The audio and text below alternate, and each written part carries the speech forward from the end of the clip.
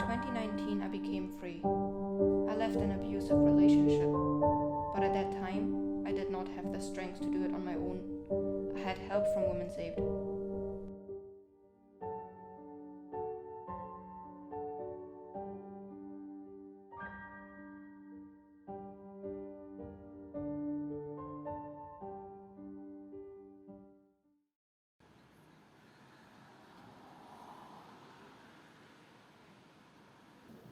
Hi, I'm Sarah Millar and I'm the Training and Prevention Worker for South Ayrshire Women's Aid.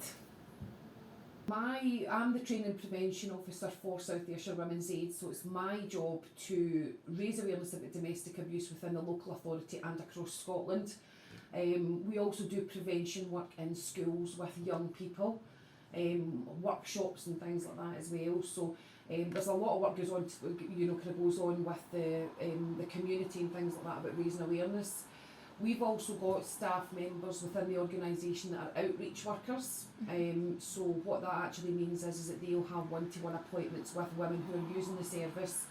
They'll have appointments either office-based or they can go out to the women's property and have these support sessions there.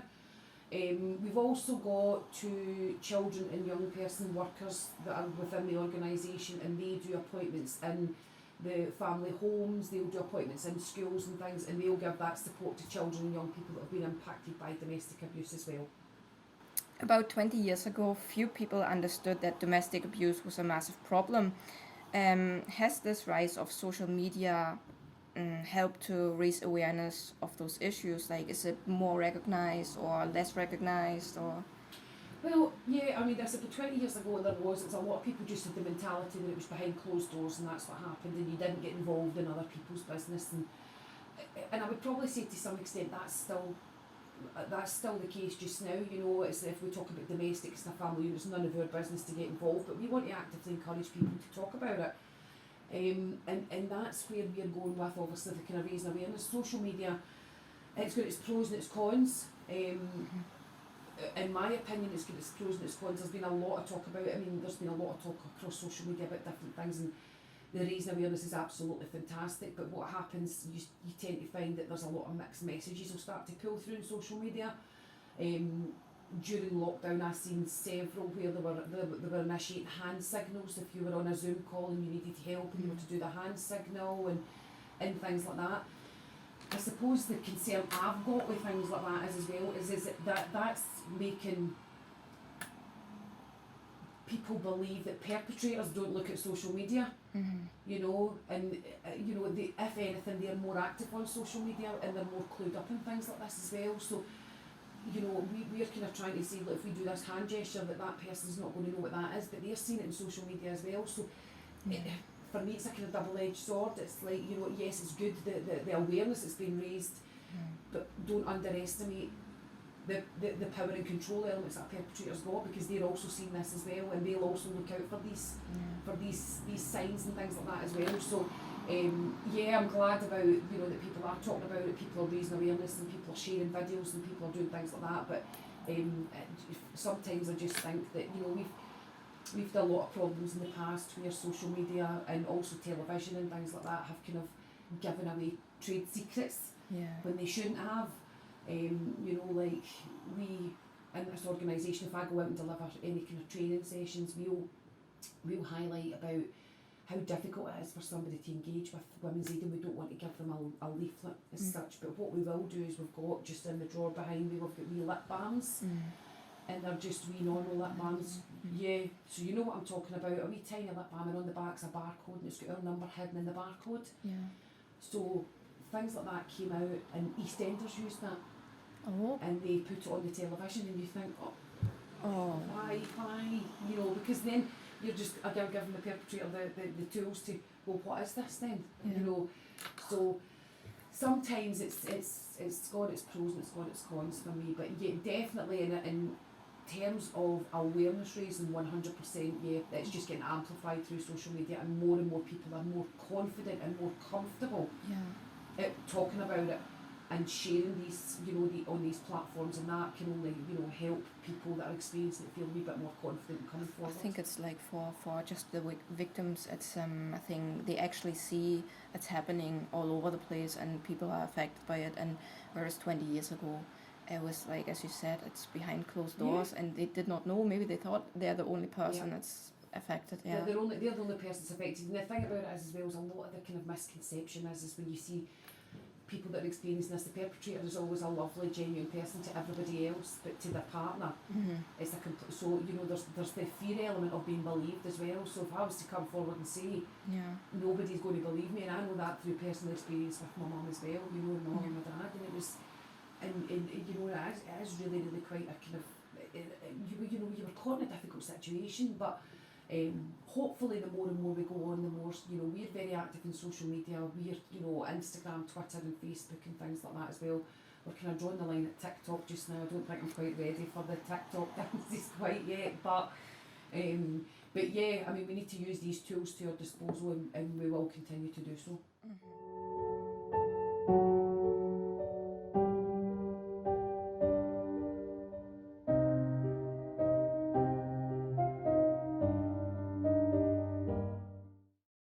I've been a victim of domestic abuse and I went to Women's Aid. It started back a long time ago, about a decade now. Went to Women's Aid for help, to get some counselling back in 2010 when I moved to Easterhouse. I was introduced to a lady called Married Tag. She was basically my counsellor and helped me through my court battles at the same time, and because of the domestic abuse and the violence that I was going through. And so through that period of getting domestic abuse and the violence, I was getting tormented with neighbour abuse. So everything was just getting escalating, and I ended up having a bit of an emotional breakdown. And from 2010, where I lived in Easterhouse, I was asked a question because of the amount of abuse that I was getting from the ex and the family, actually two families, and neighbour abuse. I ended up just saying, look, I need to get out away from here. And she asked me a question, we need to get you into a safe place. So she just brought up a sheet of paper, this other counsellor, and asked me, look, would you like to move or be put in a safe house? And I just chose Ayrshire. So they tried every part of Ayrshire's safe house, Women's Aid, and I ended up in South Ayrshire to start with. It took me till was July of 2010, and it took a whole month to get everything processed, and I had to leave to make sure that I wasn't leaving, just packing up and leaving for the sake of it. I had to make myself homeless.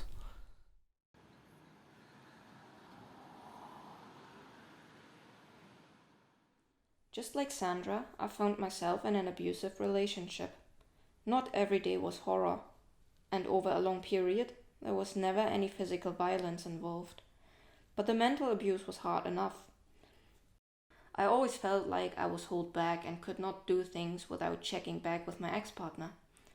I was constantly tensed up, trying not to say something wrong or make a mistake that would lead into arguments.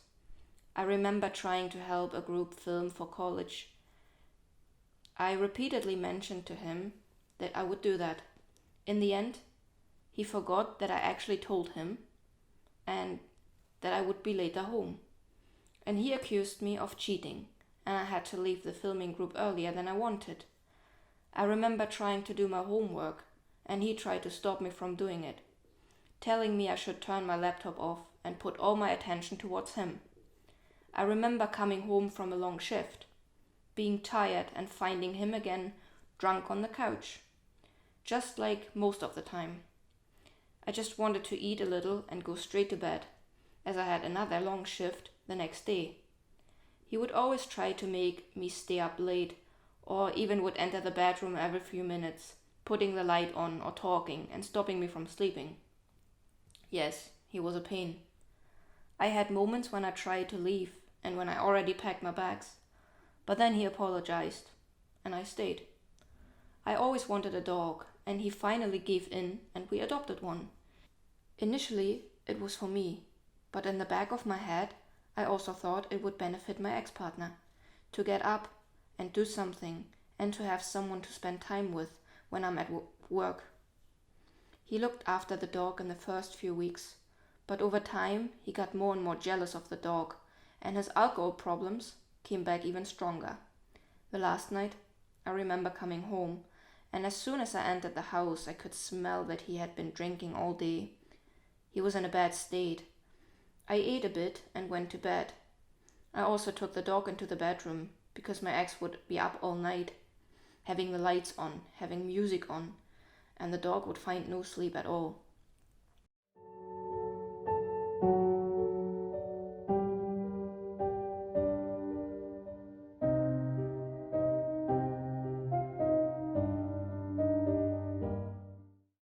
I think you mentioned it before that you work with other organizations. Could you just name a few? Yeah. We always work with a lot. We work very, very closely with the local authorities, so we do work with a lot of other organisations within the area. We're also part of kind of multi-agency working as well. So we work very, very closely with the NHS. We work very closely with Police Scotland. As I said, the local authority, we've got the homeless office and things like that, Ayrshire Housing. We've got Housing Aid, we've got Assist, we've got Moving On. There's a huge kind of support network that we all kind of work together. We've got Aberlour, Barnardo's, all these different organisations that we all pull together and work together and things like that as well. We're also really kind of very, with the NHS, we work really, really closely with them as well, especially if somebody presents into service that's maybe got an addiction, whether that's an alcohol or a drug addiction and things like that as well, so we work together. We also work very closely with social work as well. And the domestic abuse, Police Scotland have got a really, really good domestic abuse unit and it's based in Kilmarnock, but they're obviously the cover Ayrshire as well, so they're really, really kind of on the ball when it comes to domestic abuse and things like that as well. So there's a lot of kind of organisations that we'll kind of call on for help and support, and vice versa, they'll do the same for us as well. So there's a lot that we work with. That's a brilliant network then, because I remember I was at the hospital and then the hospital phoned the police and they basically pushed me a little, but I needed that push. Yeah. So it was really good that they all worked like tap together, that it would just not take like weeks for me to finally leave. It was just really one day and like I was in safety. So that was we do aim to work really, really quickly. We'll get referrals coming in from the police, we'll get referrals coming from social work, we'll get referrals coming from housing. And when I'm doing my awareness sessions as well, I'll also raise awareness with police and things like that as well, because domestic abuse is ever changing. It is always changing. The elements of it are changing and things like that as well. So it's keeping people kind of in the loop and where to go and how to get help and things like that as well, and to let people know that we're here. But a lot of people think that we're kind of affiliated with all of these organisations and things like that, but Women's Aid is a standalone. We work ourselves and we have our own funding.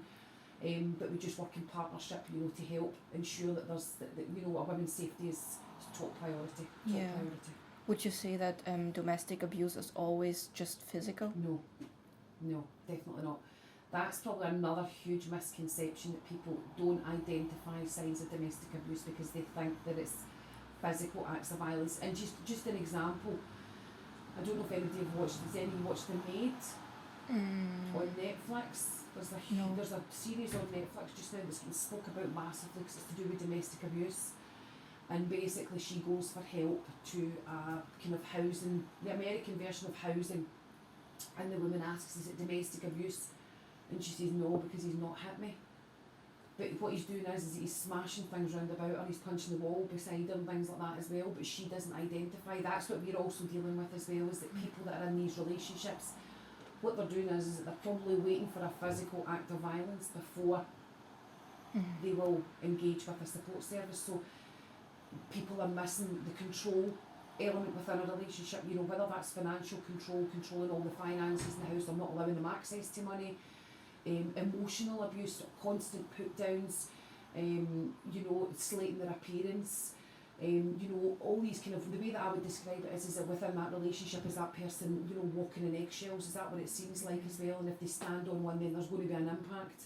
So what they're doing is that they're trying to manage the situation round about them, so they're being, in a way, they're being controlled by the partner, you know. And a lot of people don't see that as domestic abuse because they're waiting for a physical act before they identify. So again, going back to my roles and responsibilities, it's my job to get the message out there that domestic abuse is not always physical. I sit in this office and watch women coming in for support services, and I could probably count in one hand the amount of women that I've seen that have come in with a physical injury on their face. So you don't see it, you know, you don't see a lot of, there is physical violence, of course there's physical elements within an abusive relationship, but we've got to remember perpetrators can be very, very clever in how they attack, you know, their victim essentially. So it's really, really important to know that the coercive control and that emotional abuse is far more damaging, in my opinion. And it can have longer kind of lasting impacts on that person as well.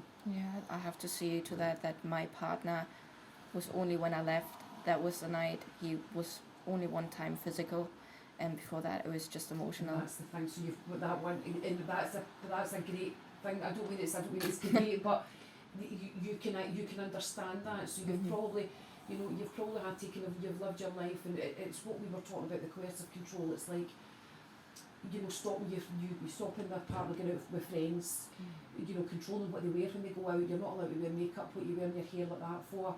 You know, you're not allowed to put any pictures on social media. You're not allowed to have any male friends on social media, monitoring your phone. And a lot of people like that, a lot of young people, they look at that through a different lens. They think that that's a loving relationship, and they think that they're mistaking that jealousy for love. And therefore they're putting it, they're brushing it aside. So then what's happening is it's everything's ticking on, and eventually things start to escalate, and then there's a physical act, and you've missed all. Yeah. You know, whereas, and this is the problem that we've got. So we don't want to, whatever kind of message we can get out there, we don't want to make people believe that domestic abuse is physical violence and that's it. There is massive forms of it, massive forms. Yeah, I can just take them all off what you just mentioned. That's everything. Tick. I know all the control elements, and it's there. It's, you know, and the thing about the control is that the control, when I deliver training, I'll always ask people when I go out to training, if you were to go on a first date with somebody and they were to slap you across the face, would you go home and text them and say, when can we go out and date number 2? And people look at me as if, and I'm asking a genuine question, and they say, well, no. And that's what you've got to make people see, that people don't voluntarily go into these abusive relationships. It doesn't happen at the get-go. Yeah. It's a build-up over time. However, the controlling element can start right at the very, very start. That can start from the get-go. You know, that they can have complete, you know, even taking somebody out for dinner and ordering their food for them and telling them what they're drinking and things like this as well. You know, that's a control element, you know. So it can happen, right? So it's really, really good that we try and get the message out there that it's not just physical.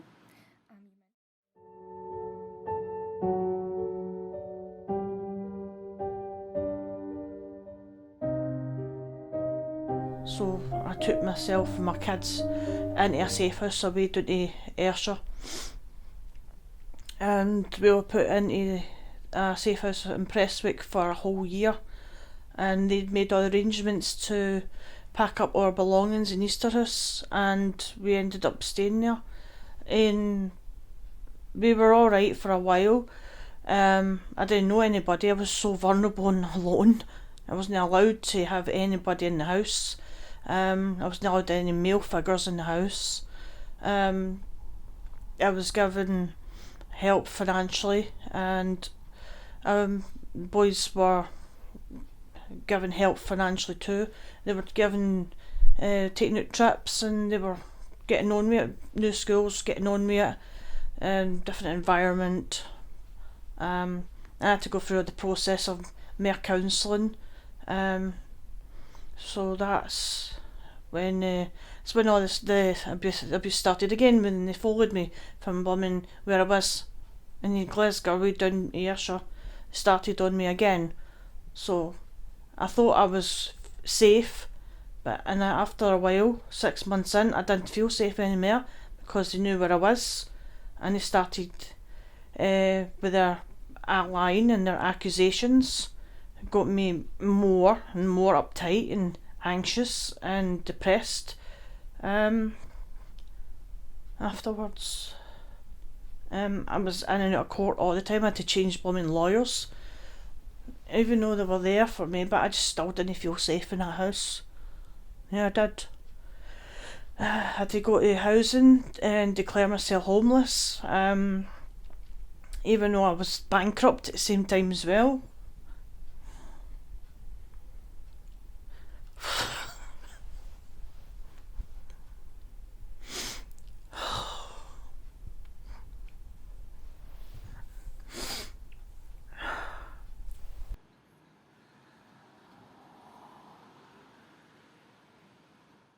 You mentioned before that sometimes children are involved in this. Do you think it affects them like the same way it affects maybe the women? Massively, if not more. Massively. You've got to remember that children, a lot of people, if children are in another room, a lot of people think, well, they didn't witness the attack, or they didn't witness the argument, or they didn't witness this, or they didn't witness that. They see the aftermath of it, they hear it. If I was to sit in my living room and open up a bar of chocolate and my twins were up the stairs, they would hear that. They would run down my stairs and they would want to know what sweets I've got. So for us to have blinkers on and think that children are not involved, they are massively involved. They are massively impacted, maybe not directly, maybe indirectly. Some of the children that we work with have been impacted by it directly as well, as a control tactic to get mum to do specific things. They'll go for the children.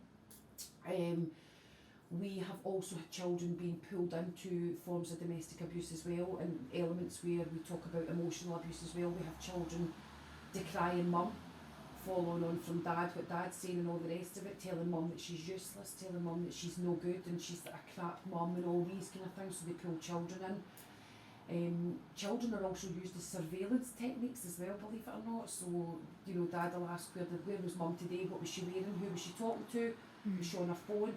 So for anybody to sit back and think that children are not impacted by it are totally mistaken. They are very, very much at the forefront of it. Yeah. Would you say that leaving an abusive relationship is only the first step then to... Yeah.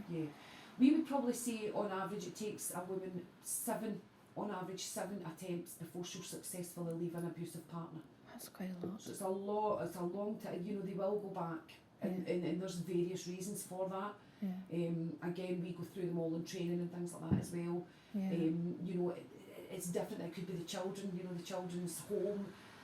She still loves her partner, she just doesn't love the abuse.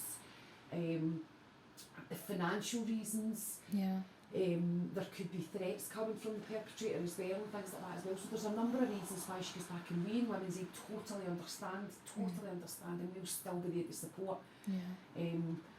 But when they do successfully leave, that's just the start of a kind of long road ahead, to get that emotional support and to get that stability. And hopefully Women's Aid can offer that. We're starting to invest now in more groups that are happening within the organisation, for example, like wellness groups and CBT groups and things like that as well, which just allows women to deal with the kind of traumatic incidents that's happened and show them how to kind of categorise this and work with their triggers and things like that as well. So hopefully we can be there to help as well with the kind of onward journey. But I just thought that because when actually the physical attack happened and I left, I thought that was my only attempt, but actually no, I was always packing my bag and I said I'm going, and then he started crying and he apologized and then I stayed.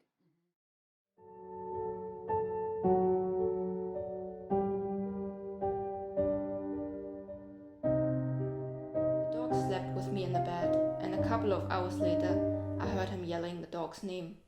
He finally came into the bedroom and he was out of his mind. He was raging. He yelled at the dog to get off the bed, but the dog didn't want to and was tired. When he could not get him down, he began to grab the dog's neck, choking him so badly that I could see the dog was getting really hurt. I am not a violent person, but hurt an animal and I can become a monster. Something in my head switched, and I was so angry that I attacked him. I punched his glasses off.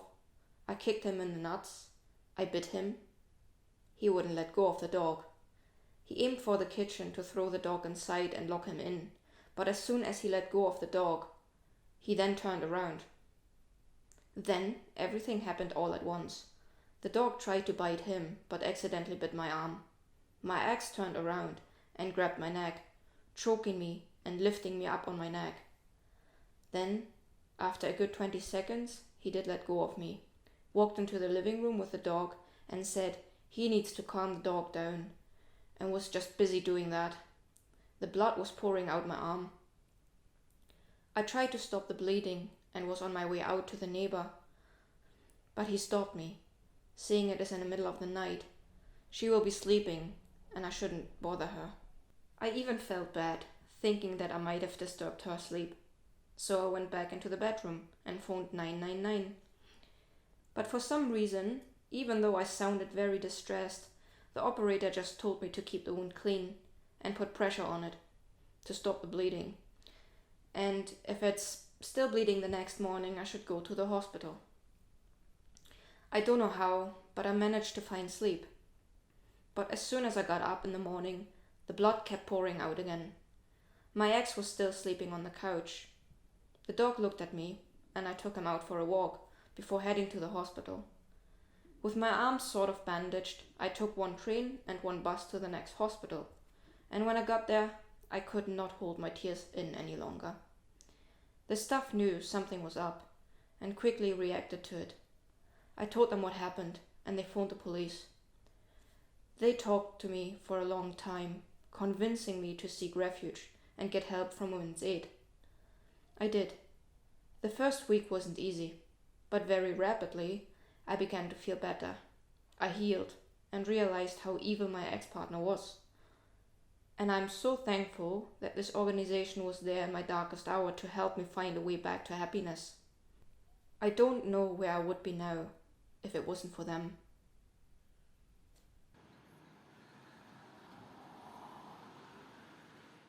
So bankruptcy after that, I got help financially. I got my house in Troon. Mum and Dad helped me with vouchers, getting me settled in. I think I got money helped with budgeting loan to get the place done up. And Mum and Dad come out whenever they could to give me some counselling and help. And because I was in a strange town, I didn't know anyone. My battles, the court battles just kept on coming, so they were there whenever they could, and apparently the domestic abuse was just kept on coming and coming, and I thought I was alright, but anyway, didn't matter where I lived, I was always getting followed by that lot for blooming Glasgow.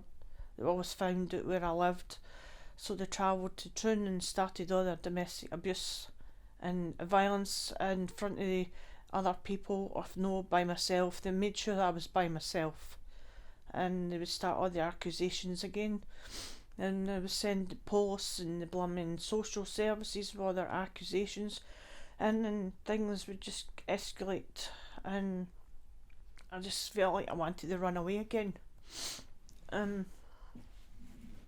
But in the day, they never got what they wanted.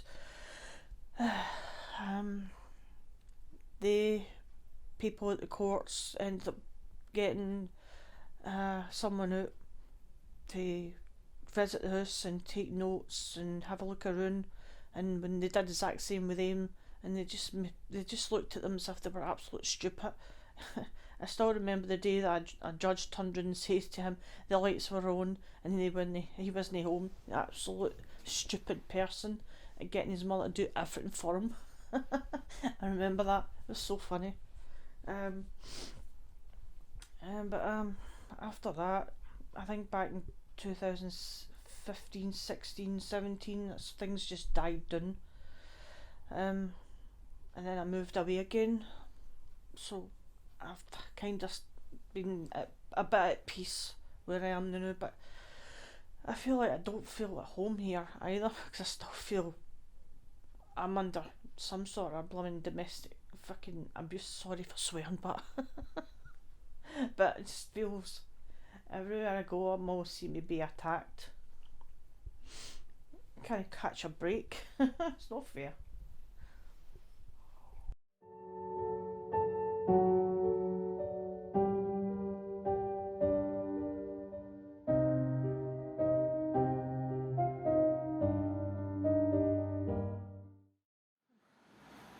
How important is it to seek counseling when dealing with these issues alone? And have you any advice to women that do not have anywhere or anyone to turn to? Counselling's a difficult one because you've got to go with her at her own pace, and what you don't want to do is you don't want to bombard a woman with all this. Right, what we're going to do is we're going to do this, because it's a huge thing, for this, disclosing domestic abuse and even leaving. So we have to take things at her pace and work alongside her, and that's where support networks come in from Women's Aid. We've got support workers that are always going to be there, that if you are having a bad day, you pick up the phone and you can speak to, you can message your worker and things like that as well. Our workers are very, very specially trained in the sense that they'll know when a woman is ready to start engaging with other kind of, counselling and things like that as well. As I said, we've got things like CBT therapies and things like that. We've got specialist support workers, that will deal with kind of really high risk cases and things like that as well. So we've kind of got all that in place. And for women who are maybe thinking about it, and they're maybe, they know that it's kind of happening and things like that as well, please reach out. Probably the biggest and bravest thing that you can do is to reach out to somebody to try and get that help, and we are not going to make you go, right, you must leave, you must do this and things like that as well. We will work with her at her own pace, and sometimes women will come and they just want to speak, and then they go, right, that's it. And then they'll go way back to the relationship, but they've built that bridge a wee bit, so they'll come back, and we will work with them at their own pace, and we'll take things as and when they're ready as well. But there is support, there is help out there, and we would actively encourage people, just to reach out and just have a chat. What would you say to those listening to this and are dealing with domestic abuse? Again, probably just what I've said as well, is that you are not alone. They do not deserve this to be happening to them. It's not right what's happening to them. They shouldn't underplay what's happening as well. And again, reach out and get that support and get that help. And don't be, a lot of women are potentially put off because they have been, they've maybe been threatened by their partner that if you tell anybody, then social work are going to come and they're going to take the children and things like that as well. Please be aware that that's not what would happen. All we would ask is for you to reach out, try and get some help, try and get some support, and that's what we're here for.